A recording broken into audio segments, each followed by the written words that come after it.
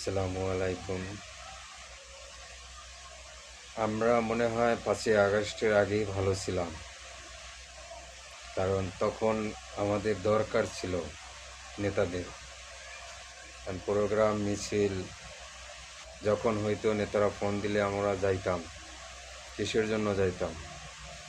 কারণ আমরা দলকে ভালোবাসি, এর জন্যই যাইতাম। কিন্তু ৫ই আগস্টের পরে